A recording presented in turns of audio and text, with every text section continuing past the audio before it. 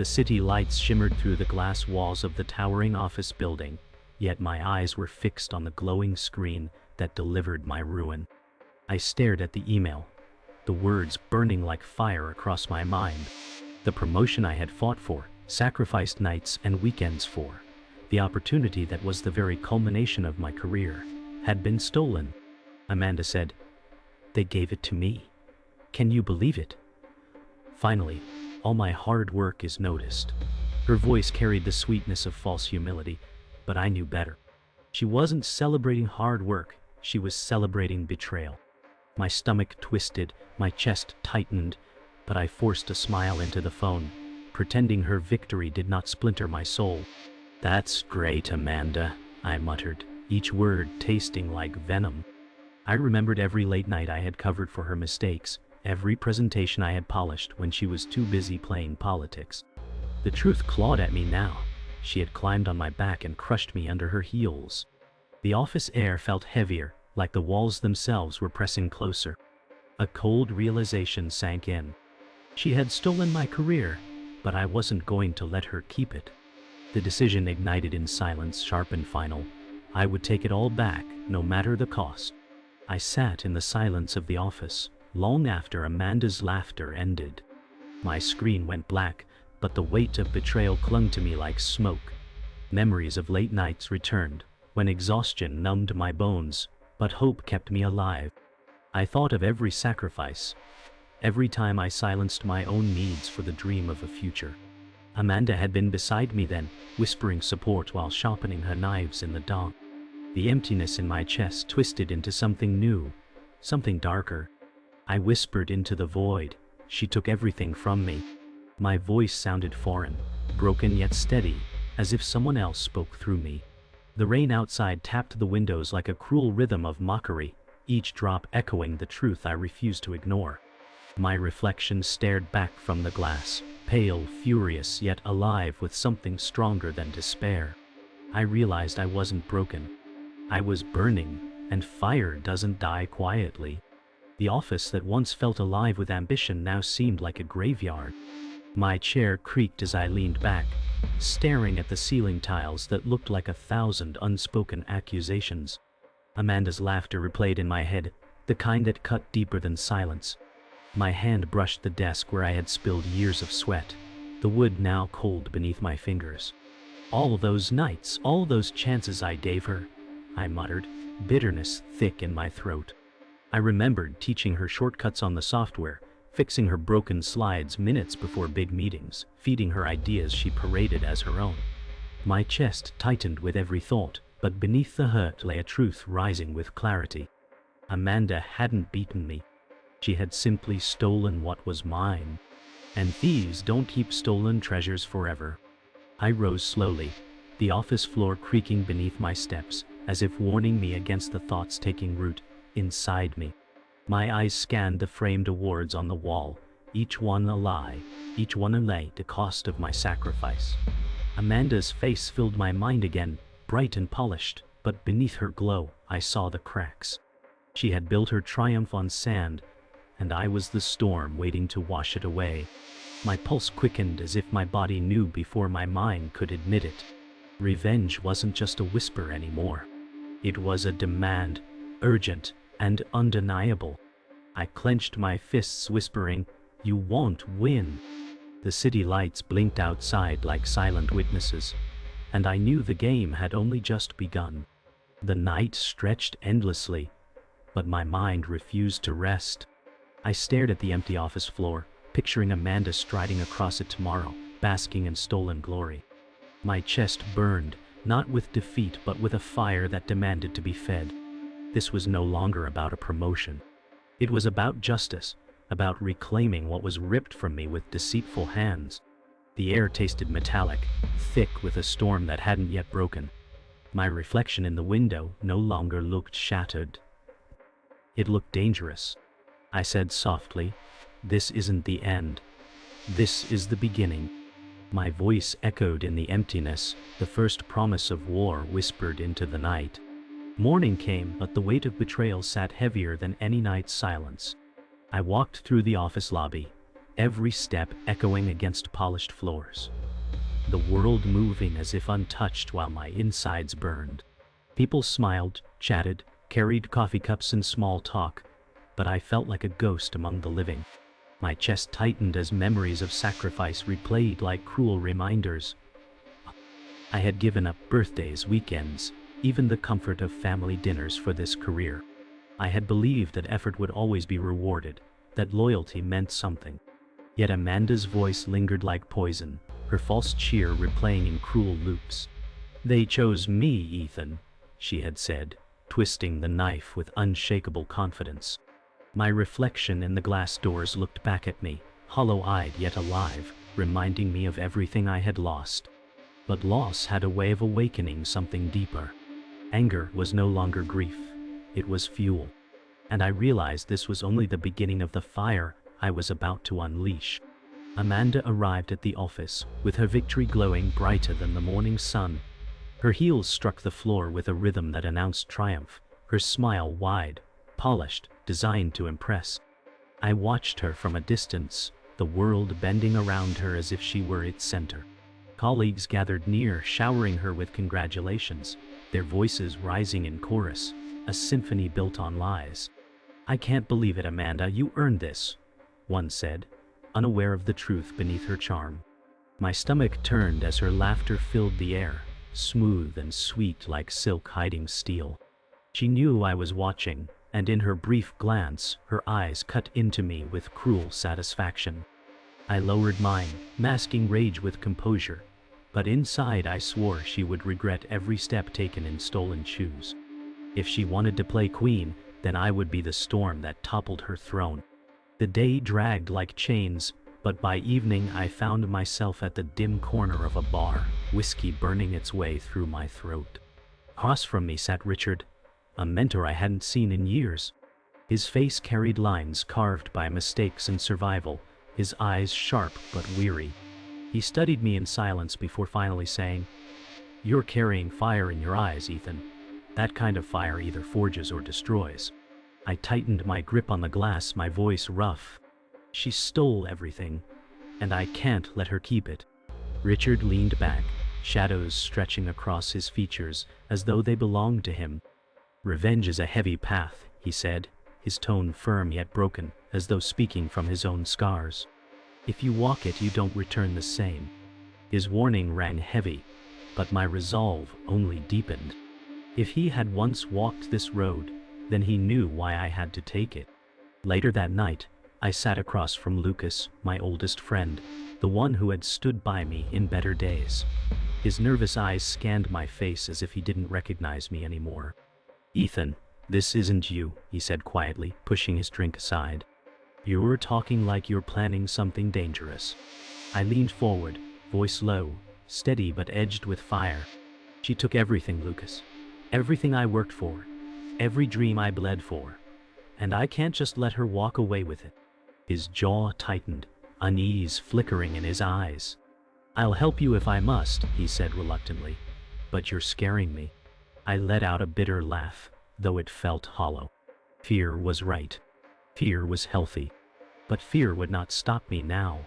If Lucas wanted to stand beside me, then he would have to walk through fire too. By the time I stepped back into the night air, the city felt different. Lights flickered like signals, the breeze carried whispers only I could hear. Amanda's betrayal had stripped me bare, but beneath the ruin, something unyielding had been uncovered. I thought of Richard's warning, the scars hidden in his words, and Lucas' fear reflected in his eyes. They saw the fire as dangerous, but I felt it as purpose. Each breath steadied, each step sharpened. I wasn't a victim anymore. I was the storm building on the horizon. The city stretched ahead of me, towers rising like obstacles to be broken. Amanda might have taken my career, but I would take her world apart piece by piece. For the first time in days, I didn't feel powerless. I felt dangerous, and that was enough to begin. The next morning, I entered the office with a mask of calmness that hid the storm brewing inside me. Amanda stood at the far end of the hallway, surrounded by eager colleagues who soaked in her false radiance. I walked past her, keeping my stride steady, though my chest burned with silent defiance. She caught my gaze for a second, her smirk faint but sharp enough to cut. "Morning, Ethan," she said, as if the world hadn't shifted under my feet because of her deceit. I forced a nod, lips curling into a neutral line, but my thoughts screamed louder than words. This wasn't a greeting. This was a battle line drawn in silence. Every step away from her fueled my determination, every heartbeat echoing like a war drum. The world saw a quiet man holding his composure, but I knew what I was becoming. She had declared herself the victor, and in doing so she had given me the reason to fight. In the shadows of Amanda's rise stood Victor, her loyal enforcer, a man whose presence was as unsettling as silence before a storm. I noticed him watching me, his expression unreadable, his posture stiff with authority. He wasn't her brain, but he was her wall of muscle, always nearby, always a reminder that she had protection beyond her charm. "Careful who you look at," he muttered as he passed me, his words low, almost lost in the noise of the office. My jaw tightened, but I didn't respond. Not yet. Every empire has its guards, but even the strongest guard can falter. As I sat at my desk, his shadow loomed from across the room, his eyes sharp and unblinking. Amanda's victory wasn't hers alone. It was built on the loyalty of men like him. And if he was her shield, then he would be the first I would shatter. That evening I met Richard again, his words carrying more weight now that Victor's presence haunted my thoughts. "She's surrounded herself with armor," I said, my voice low as the bar's shadows stretched long. Richard leaned back, his eyes narrowing as if seeing through my soul. "Armor breaks," he said, his tone steady, "but those who strike it often lose more than they gain." I clenched my glass, the whiskey sloshing against its rim. "I don't care what I lose. She already took everything." Richard sighed, the sound carrying years of regret. "You think that fire makes you strong, but fire consumes. Don't become ash before your battle begins." His warning settled heavy in my chest, but my resolve burned brighter. Richard's scars weren't mine to carry. I had chosen my path, and no warning could pull me back from it now. Lucas' hesitation weighed on me more than Richard's warnings. We met again in his small apartment, walls lined with books and the faint smell of coffee clinging to the air. He paced as I spoke, his hands moving restlessly. "Ethan, you're walking a line you can't uncross," he said, frustration biting into every word. I stood still, my arms crossed, my voice steady. "I don't need you to agree. I need you to choose. Either you stand with me, or step aside." He stopped, staring at me as though searching for the friend he once knew. His silence stretched, heavy and suffocating.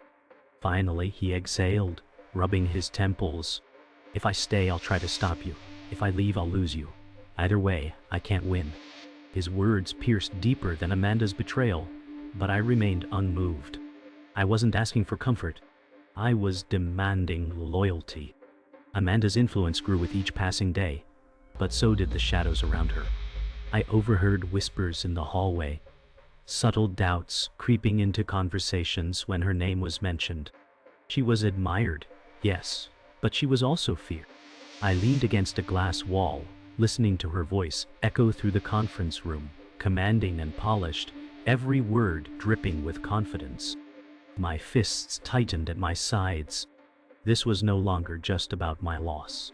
This was about the truth hidden beneath her mask, the truth no one else dared to see.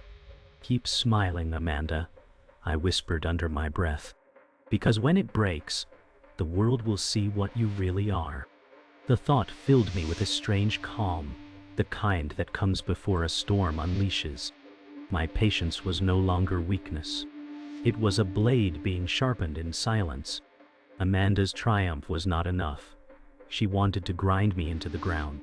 That morning, I found my latest project reassigned to her team, my name erased as though I never existed. My blood chilled as I read the email, her signature at the bottom like a mocking dagger.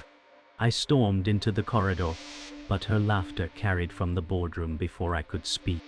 I froze at the glass doors, watching her bask in applause for work that was mine. Rage tightened in my chest until I could barely breathe. Amanda looked up, and her eyes locked with mine through the glass. The smirk that curved her lips was sharper than words. She didn't need to say it. She had taken more than my career. She was erasing me piece by piece. The day only worsened. My desk had been cleared of files, my office reassigned, my years of effort erased like chalk from a board. I sat at a temporary desk shoved into a corner, my colleagues avoiding my eyes. Whispers spread like wildfire, each word slicing deeper than Amanda's direct blows. I knew she had orchestrated this humiliation, stripping me of dignity in plain sight. I typed furiously, but the work blurred before my eyes. Every keystroke was a scream I couldn't release. Amanda passed by once, pausing briefly, her perfume lingering like poison. "Settling in?" she asked sweetly. My chest flared with fire, but I bit my tongue. There would be a day when her arrogance would meet its reckoning. Lucas arrived that night, his concern etched deeper than before. "Ethan, she's destroying you," he said, his voice thick with guilt. I sat on the edge of my bed, the room dark except for the city lights bleeding through the blinds. My head pounded with thoughts I couldn't silence. "She already has," I muttered, gripping my hands so tight my knuckles burned. Lucas shook his head, pacing. "You're letting her win by letting this consume you." His words stung, but they only fueled my resolve. Amanda hadn't destroyed me. She had revealed what I was capable of. Lucas's worry was real, but his fear would not hold me back. "If you can't stand beside me," I whispered, "then don't stand in my way." Richard found me later that week, seated in the same bar where his warnings had begun. His eyes studied me like a man seeing a mirror of his younger self. "She's taking everything from you, Ethan. Soon there'll be nothing left." I lifted my glass, the whiskey trembling slightly as I spoke. "Then I'll take everything from her." He exhaled slowly, shaking his head. "I tried that once. It cost me more than I imagined." His scars, both visible and hidden, spoke louder than his words. I wanted to believe him, but my path felt inevitable. His regret was his burden. Mine was still ahead. The enforcer finally showed his hand. Victor cornered me in the parking garage, his broad frame blocking the exit. "Amanda says you're getting restless," he said, his voice a low growl. I stood my ground, refusing to look away. "Tell Amanda she hasn't seen anything yet." His jaw tightened, fists flexing, but he didn't strike. His silence carried a warning, a shadow of violence waiting for the right moment. I walked past him slowly, every step a defiance, though my skin crawled with the weight of his stare. Amanda thought Victor's presence would break me. Instead, it lit the fire hotter. She could throw her guard dogs, her weapons, her lies. None of it would stop me. The whispers turned into revelations. A colleague slipped me a folder late one evening, her eyes darting nervously. Inside were copies of emails, records, proof that Amanda hadn't just stolen credit, she had sabotaged me deliberately. She had fed lies to the board, manipulated reports, rewritten my work as her own. My hands trembled as I read, rage mixing with vindication. The truth was a blade, sharper than anything I had wielded before. Amanda hadn't just taken opportunity, she had orchestrated my downfall from the start. This was not incompetence or politics, it was war, waged in shadows. And now I had the evidence that could burn her empire to the ground. The twist cut deeper than betrayal. It revealed truth I hadn't seen. Among the files lay evidence that Amanda's rise wasn't just my ruin. She had betrayed others too, climbing her ladder on broken backs. One name stood out, a man I once admired who vanished from the company overnight. He had been framed by her, his career destroyed like mine. The realization slammed into me. I wasn't her only victim. I was part of a pattern, another trophy in her cabinet of deceit. My fury sharpened into resolve. This wasn't personal revenge anymore. This was justice, retribution for every soul she had crushed under her ambition. Victor's loyalty cracked when I confronted him in a quiet corner of the lobby. "She's been using you," I said, voice steady but edged with fury. His eyes narrowed, but hesitation flickered across his face. "She gave me a chance when no one else did," he muttered, but the conviction was weaker than before. I leaned closer. "She'll discard you the moment you stop being useful. I was her ally once too." Silence stretched, heavy and uncertain. For the first time, I saw doubt in his eyes, a fracture in the armor Amanda had built. If I could break his loyalty, I could break her shield. And once her shield fell, she would stand alone, exposed, defenseless. Lucas's struggle reached its peak as he confronted me once again. "Ethan, this is consuming you," he said, his voice breaking. I stared back, my resolve unshaken.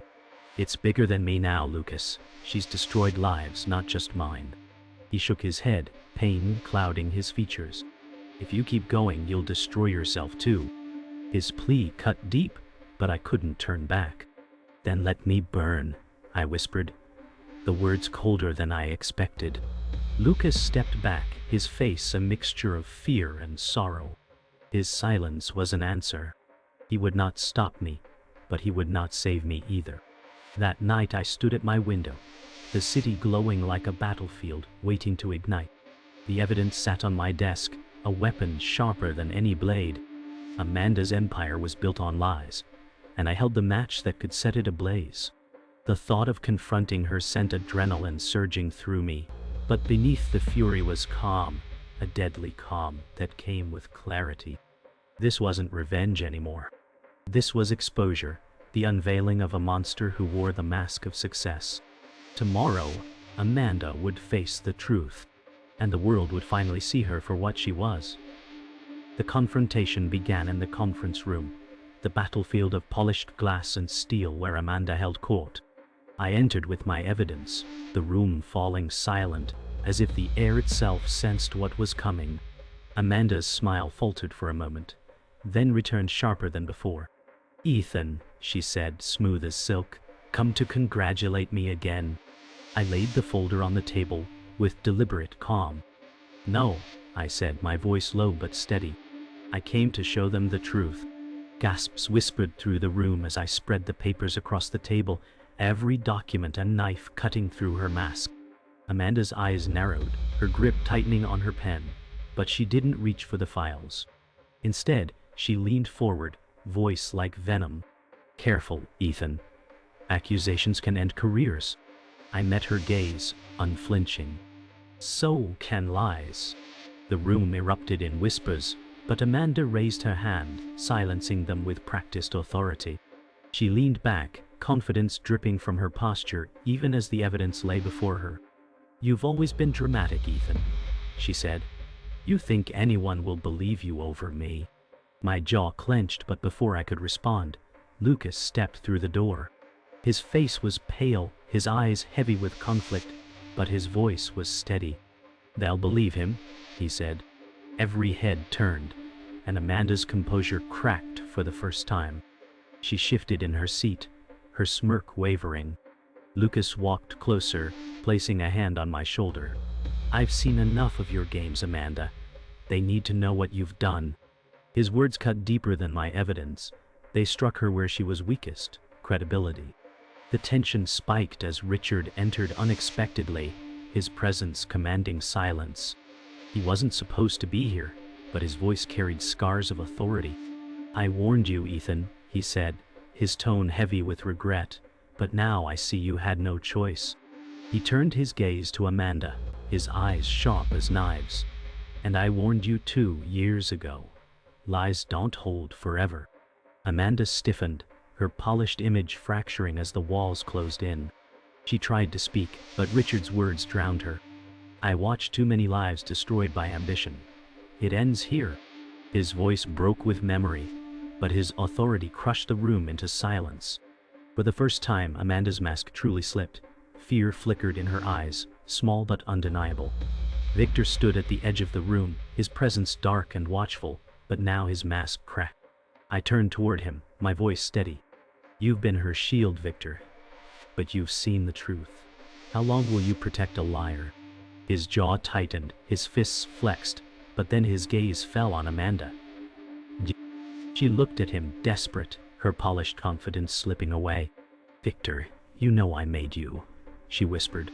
His expression hardened, and after a long silence, he stepped away from her side. "No," he said flatly. "You used me." The shift was seismic. Amanda's world tilted, and the strength she had relied on abandoned her in front of everyone. For the first time, she was truly alone. The climax crashed as Amanda rose, her mask shattered, her voice trembling with fury. "You think you've beaten me?" she spat. "You're nothing without me." I stepped closer, my voice low but cutting through the silence. "No, Amanda, I'm everything in spite of you." The board members whispered nervously, the weight of truth pressing down. Amanda's hands shook as she tried to gather the papers, but they slipped from her grasp, scattering across the floor like broken lies. The room seemed to hold its breath as she sank back into her chair, defeated not by me alone, but by the truth laid bare.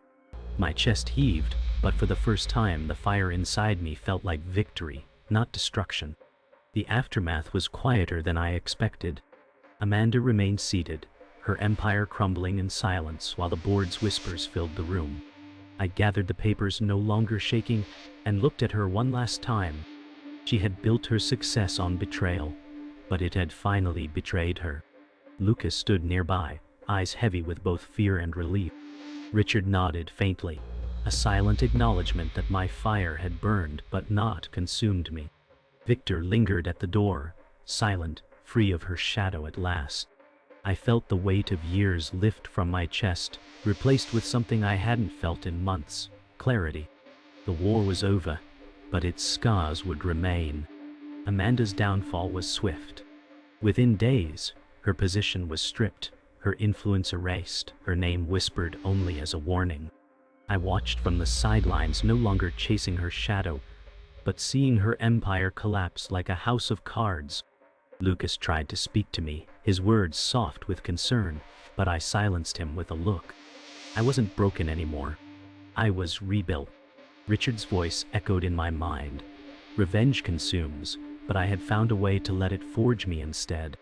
Amanda's story was ending, but mine was only beginning.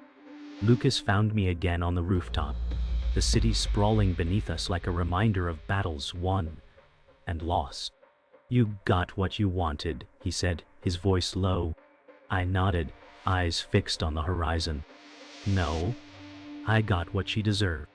His silence hung between us, heavy with truths unspoken. He feared I had changed too much, that the fire had scarred me. And maybe it had, but scars are proof of survival. I turned to him, my expression calm but unreadable. This wasn't just revenge, it was justice. He said nothing more, and I didn't need him to. Some truths don't need approval. Richard met me one last time at the bar, his glass half empty, his eyes softer than before. "You did it," he said, though his tone carried no joy. "But tell me, Ethan, are you free now?" I considered his words, swirling the whiskey in my glass. Freedom wasn't what I felt. It was something different. Weight, responsibility, clarity. "I'm not free," I admitted. "But I'm not powerless either." Richard nodded, his smile faint and sad. "That's the truth of revenge. It doesn't end you. It changes you." His words lingered, not as a warning this time, but as understanding. The night ended with silence. I stood alone at my apartment window, the city lights glittering like stars scattered across the earth. Amanda's name was already fading, a ghost swallowed by her own lies. I whispered to my reflection, my voice steady and final. This was never about her. It was about me. The glass caught my eyes, sharp and unyielding, no longer the eyes of a victim, but of someone who had walked through fire and returned forged. The story was over, but its echo would remain. Not as tragedy, not as triumph, but as truth.